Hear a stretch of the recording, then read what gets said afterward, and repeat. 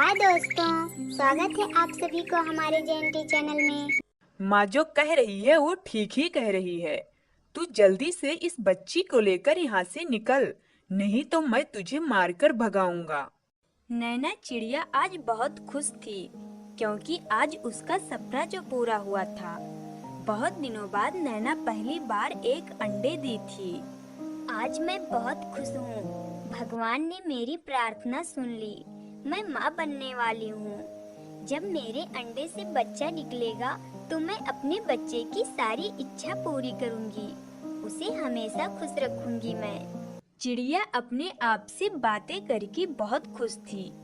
उसी समय बाहर से उसका पति और उसकी सास आ जाते हैं। वो नैना को आज बहुत खुश देखते हैं। क्या बात है बहू, आज तुम बहुत खुश नजर आ रही हो। माँ जी, मैं आप लोगों का ही इंतजार कर रही थी। मुझे आप लोगों को एक खुशखबरी देनी है।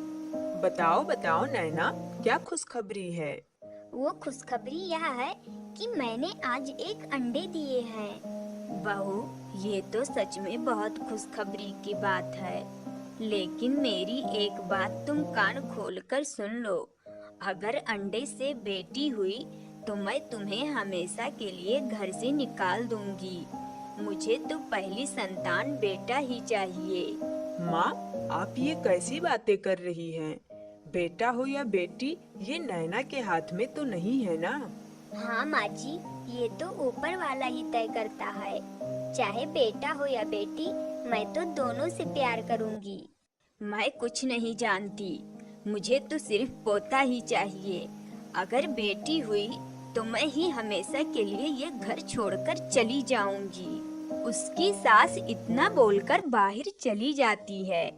सेंटा भी अपनी माँ के पीछे पीछे जाता है। माँ, आप क्यों चिंता कर रही हो?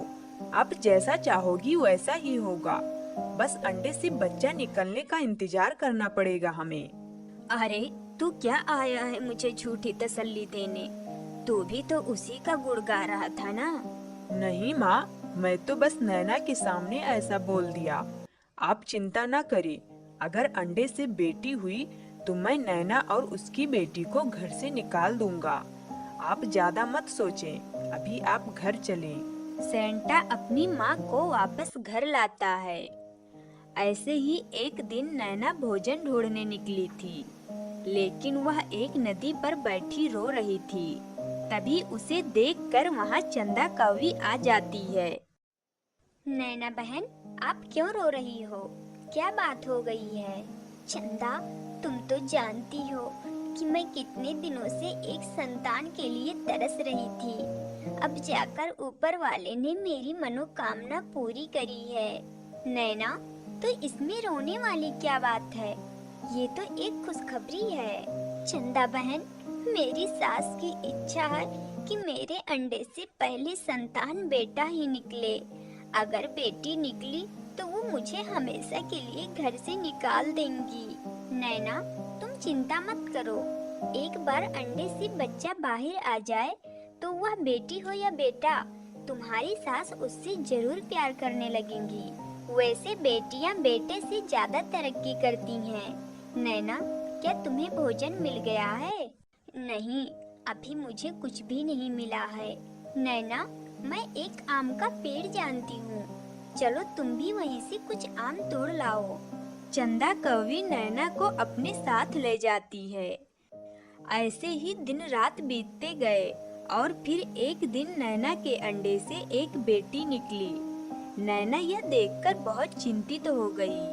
हे भगवान, अब तो माँ मुझे घर से निकाल कर ही मानेंगी। हे ऊपर वाले, ये आप मुझसे कैसी परीक्षा ले रहे हैं? मैं अपनी बच्ची को लेकर कहाँ जाऊंगी? नैना बहुत डरी हुई थी। तभी उसकी सास और उसका पति भी वहाँ आ जाते हैं। जब उसकी सास उसकी बेटी को देखी तो वह गुस्से से लाल हो गई। ये लो, ये मनहूस कभी भी अच्छा नहीं करती है। आखिर अंडे से बेटी ही हुई। अब तो इस घर में ये रहेगी या मैं? माँ जी, ऐसा ना कहें। बेटियां घर की लक्ष्मी होती हैं। चुप हो जा।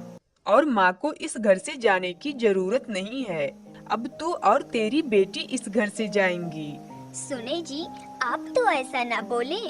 माँ जी को समझाएं कि पहले जमाने की बातें लेकर ना चलें। माँ जो कह रही है वो ठीक ही कह रही है। तू जल्दी से इस बच्ची को लेकर यहाँ से निकल, नहीं तो मैं तुझे मारकर भगाऊंगा। नैना चुपचाप बिना कुछ बोले छोटी सी बच्ची को लेकर घर से निकल जाती है। रास्ते में उसकी मुलाकात एक बूढ़ी कौवी से होती है। बेटी, तुम इतनी परेशान क्यों दिख रही हो?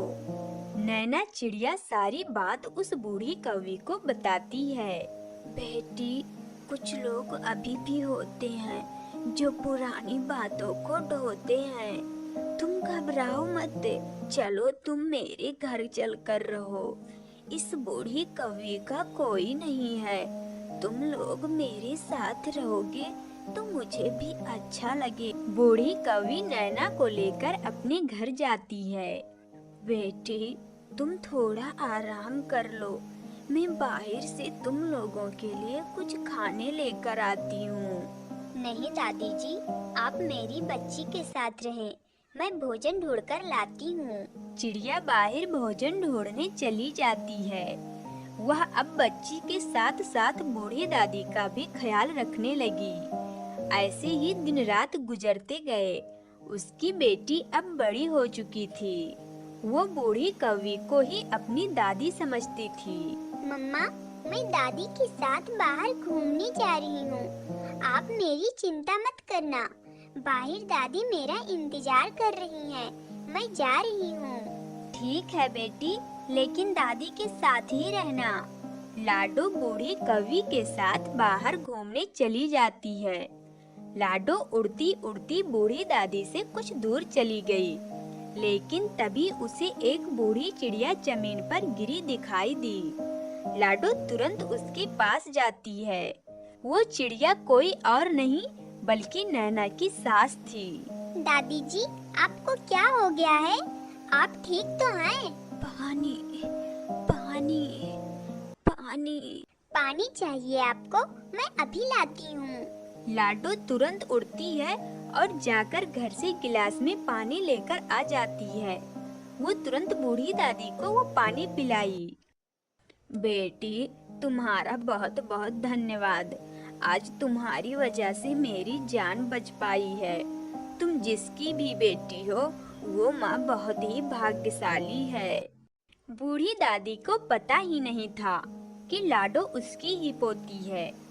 जब वह पैदा हुई थी तब वह बहुत छोटी थी, लेकिन अब वह बड़ी हो गई थी, इसलिए बूढ़ी दादी उसे पहचान नहीं पाई।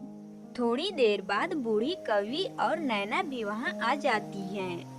लाडो, मेरी बच्ची, तुम कहाँ चली गई थी और किसके लिए पानी लेकर आई हो? बहू, तुम?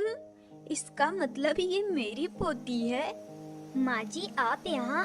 हाँ बहू, मैं प्यास से यहाँ मर रही थी, लेकिन आज मेरी पोती ने मुझे पानी पिलाकर मेरी जान बचा ली है। बहू, मुझे माफ कर दे। मैं तेरे साथ जो कुछ भी की उसके लिए मुझे बहुत पछतावा हो रहा है। माँ जी, आप हमारी माँ हैं। मुझे आपसे कोई शिकायत नहीं है।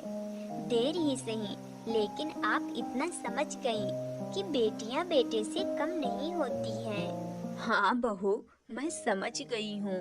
अब मैं अपनी पोती को ढेर सारा प्यार दूंगी। तुम दोनों घर चलो। उसकी सास उसे वापस घर ले जाती है। सेंटा अपनी पत्नी और बेटी को देखकर बहुत खुश हुआ। अब उसका परिवार खुशियों से भर गया था।